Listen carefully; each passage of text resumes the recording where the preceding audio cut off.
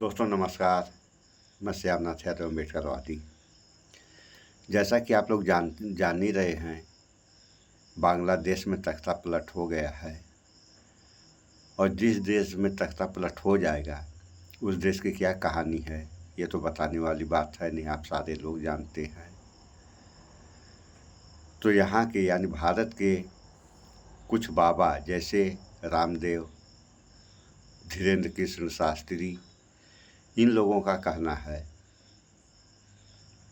कि बांग्लादेश में जो अल्पसंख्यक हिंदू हैं उनके लिए दरवाज़ा खोल देना चाहिए।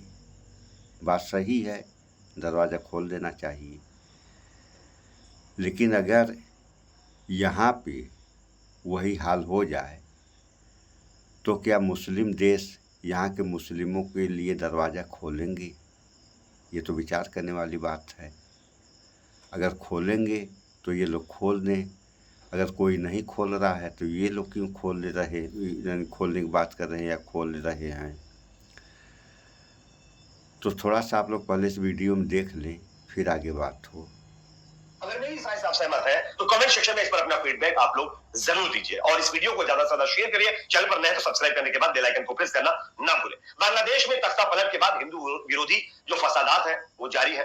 ढाका के खिलगांव थाना क्षेत्र में हिंदू मंदिर और घरों पर हमले की खबर सामने आ रही है। कुछ कट्टरपंथियों ने घरों में जमकर तोड़फोड़ की और लूटपाट की है। इस बीच मामला बढ़ने के बाद मस्जिदों से लोगों ने ऐलान किया कि किसी को नुकसान ना पहुंचाया जाए। हालांकि उसकी कई तस्वीरें भी सामने आई हैं। ये अलग बात है कि हमारे देश का आईटी सेल और कुछ जो एक मानसिकता नफरती मानसिकता के लोग हैं उनके द्वारा इस पर चर्चा नहीं की जा रही। खैर, जिस तरीके की घटनाएं माइनॉरिटी के साथ बांग्लादेश में हो रही है उसकी हम कड़े शब्दों में निंदा करते हैं और पहले भी कर चुके हैं, लेकिन यहाँ पर सवाल ये खड़ा होता है कि आखिरकार एक तरफा चीजें आज हमारे देश के अंदर लोग देखने की कोशिश क्यों कर रहे हैं। सबसे पहले मैं आप लोगों को एक बयान सुनाना चाहता हूं जो कि बाबा रामदेव का।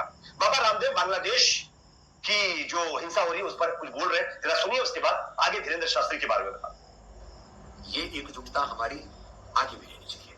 कोई यहाँ पर आरक्षण के नाम पर, कोई जाति के नाम पर, कोई अलग अलग प्रकार के मजहबी उन्माद के नाम पर देश को जो बांटना चाहता है, ये ठीक नहीं है।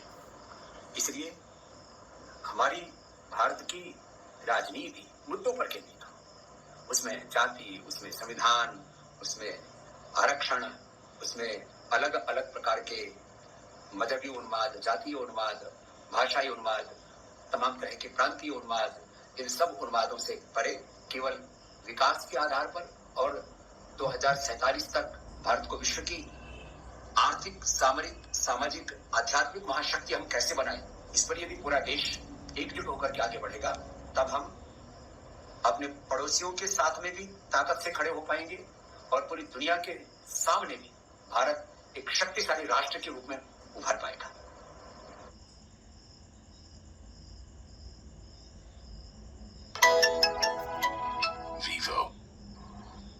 तो जैसा कि दोस्तों आप लोगों ने बाबा रामदेव जी के इस बयान को सुन लिया है। बाबा रामदेव ने सीधे तौर पर एक समुदाय को, एक धर्म से जुड़े हुए लोगों को टारगेट करते हुए बयान दिया है और उन्होंने बांग्लादेश में हो रहे वायलेंस के खिलाफ जो है आवाज उठाई है। अच्छी बात है, बाबा रामदेव ने आवाज उठाई है, पहला नंबर। दूसरे पर अब धीरेन्द्र शास्त्री जी क्या कह रहे हैं वो भी आप लोग स्क्रीन पर देख सकते हैं। धीरेन्द्र कृष्ण शास्त्री का कहना है कि भारत सरकार को जो बांग्लादेश के हिंदू लोग हैं उनके लिए अपने दरवाजे खोल देना चाहिए, हनुमान जी मदद करेंगे। खैर, धीरेन्द्र कृष्ण शास्त्री बहुत अच्छी बात कर रहे हैं, उन लोगों की मदद की जानी चाहिए जिनके ऊपर अत्याचार होता है, लेकिन इक्वल हमारे देश के अंदर भी आप लोगों ने देखा किस तरीके से लोगों के घरों को, लोगों के धार्मिक स्थलों को, एक समुदाय से जुड़े हुए लोगों को लगातार टारगेट किया जा रहा है। क्या इस पर धीरेन्द्र कृष्ण शास्त्री का कोई बयान सामने आया है? क्या इस पर बाबा रामदेव ने कोई भी बयान दिया है? आपने बयान नहीं सुना होगा। तो ये कहीं ना कहीं अपने आप में दर्शाता है कि एक तरफा आज चीजें करने की कोशिश की जा रही है। मेरा सवाल बाबा रामदेव और धीरेन्द्र कृष्ण शास्त्री जी से है, अगर आप नाइंसाफी के खिलाफ खड़े हैं तो आपको चारों तरफ चीजें देखनी चाहिए। सिर्फ एक तरफ देख करके आप ना जाने कौन से बिल से बाहर निकल कर आकर के हल्ला मचाने लगते हैं और दूसरी तरफ अगर कुछ होता है तो आप चुप्पी साध कर बैठ जाते हैं। मैं आप लोगों को स्क्रीन पर एक वीडियो दिखाना चाहता हूं।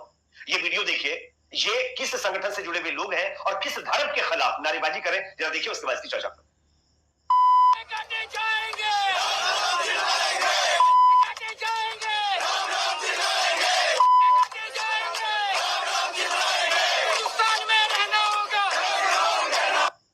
तो ये वीडियो आप लोगों ने देखा, यहां पर जो नारेबाजी करने वाले लोग हैं वो किस समुदाय से ताल्लुक रखते हैं ये मुझे बताने की जरूरत नहीं है, और किस समुदाय को टारगेट कर रहे हैं ये भी बताने की जरूरत नहीं है। लेकिन इन तमाम चीजों के सामने आने के बाद और इन लोगों की नारेबाजी और इन लोगों की भरी गई नफरत के बाद जिस तरीके से हमारे देश में एक कम्युनिटी के लोगों को टारगेट किया जा रहा है, इस पर ना तो बाबा रामदेव कुछ बोल रहे हैं, ना धीरेन्द्र कृष्ण शास्त्री कुछ बोलने के लिए तैयार है। हाँ, बांग्लादेश में जो हो रहा है उस पर आकर के ये लोग सामने बोल रहे हैं और एक धर्म को ही टारगेट यानी निशाने पर ले रहे हैं। खैर, अब मैं आप लोगों को वो दिखाने वाला हूं। तो सुन लिया आप लोगों ने, ये हाल है। दंगा वहाँ भड़का है। अब वहाँ के चाहे हिंदू हो चाहे मुसलमान हो,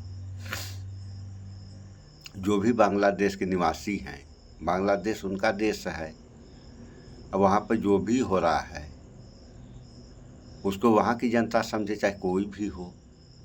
लेकिन नहीं, वहाँ के हिंदुओं पर अत्याचार हो रहा है तो भारत का दरवाज़ा खोल दिया जाए।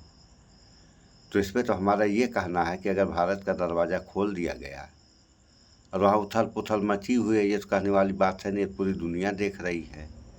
और हिंदुओं के नाम पे अगर आतंकवादी घुस गए इस देश में, तब इस देश का क्या होगा? ये सोचने वाली बात है। यही शेख हसीना को दुनिया का किसी देश शरण नहीं दिया और भारत शरण दे दिया।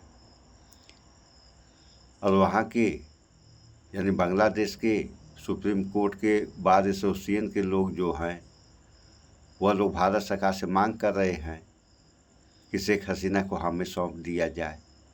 तो भारत सरकार की क्या जिम्मेदारी बनती है? भारत सरकार की यही नहीं जिम्मेदारी बनती है कि ये जिस देश की है उस देश को सौंप दिया जाए। जब कोई देश नहीं ले रहा है इनको, तो भारत क्यों लिया? अभी उनके वजह से किसी प्रकार की दिक्कत आ गई भारत में, तो इसको कौन संभालेगा?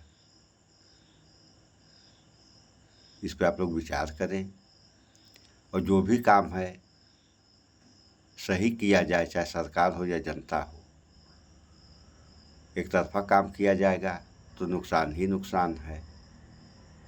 अब यही जो है रामदेव कह रहे हैं कि 2047 तक हम विकसित राष्ट्र बन जाएंगे, और यहाँ के जो करोड़पति अरबपति हैं, लाखों के लाख संख्या में विदेश भाग गए या भाग रहे हैं,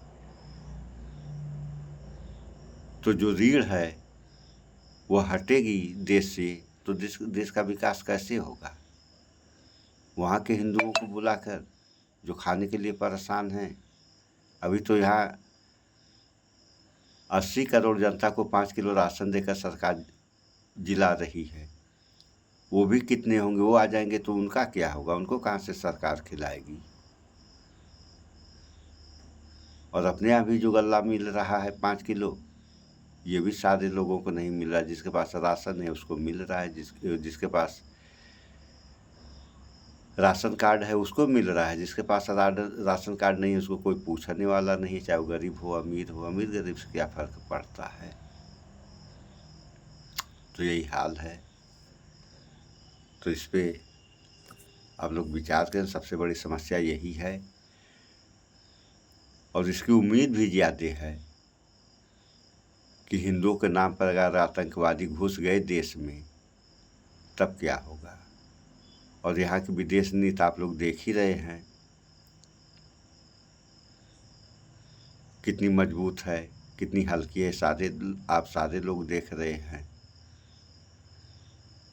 तो इस पर विचार करें।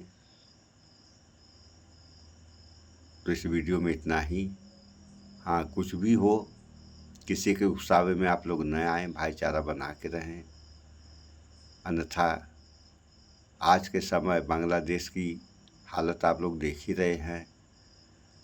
तो जिस देश में देश के नागरिकों को मारा जा रहा है, लूटपाट किया जा रहा है, उनके साथ में तो अल्पसंख्यकों के साथ तो कुछ होना ही है और होगा भी।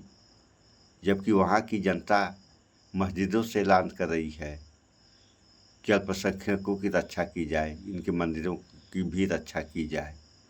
उसके बाद भी कुछ उग्रवादी होते हैं, ये हर सारे जगह मिलेंगे, कुछ न कुछ उत्पात तो मचा ही देंगे, क्योंकि इनका काम ही उत्पात मचाना है। तो इस पर विचार करें आप लोग। इस वीडियो में इतना ही। स्वच्छता अपनाएं, शुद्ध खाएं, स्वस्थ रहें, शिक्षित बने। जय विज्ञान, जय संविधान। नमस्कार।